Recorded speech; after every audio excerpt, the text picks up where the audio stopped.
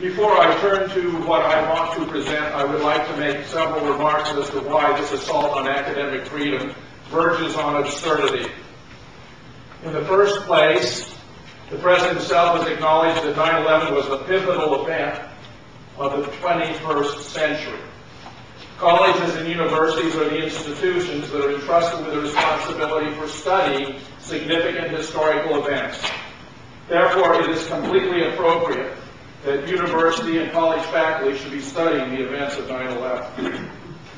Second of all, according to the government itself, 9/11 was an event that involved the activities of a group acting in concert. 19 Islamic fundamentalists allegedly hijacking 4 aircraft, outfoxing the most sophisticated air defense system in the world, perpetrating these atrocities under the control of a man in a cave in Afghanistan.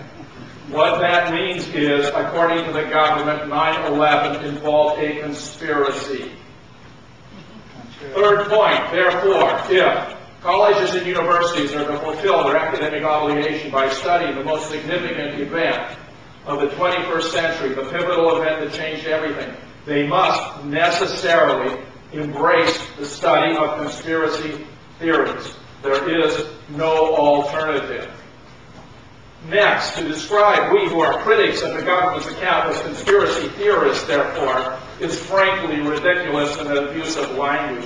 It is the government that it has advanced what clearly turns out to be the most outrageous conspiracy theory of them all.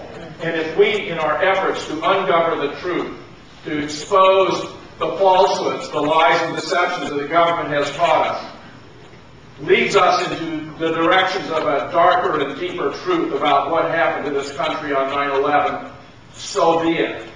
We are committed to the truth and letting the chips fall where they may. Finally, the President of the United States acknowledged at a recent press conference in response to a question posed by a reporter that Saddam Hussein had nothing to do with the events of 9/11. The Senate Intelligence Committee has recently reported the results of its investigation, establishing that Saddam Hussein was not collaborating with Osama bin Laden, but that they were actually political opponents, and he was trying to track down members of Al-Qaeda and incarcerate them and probably kill them. 2 months ago, our FBI acknowledged that it has no hard evidence connecting Osama bin Laden to the events of 9/11. If Saddam Hussein was not responsible for 9/11, if Osama bin Laden was not responsible for the events of 9/11, then who was responsible?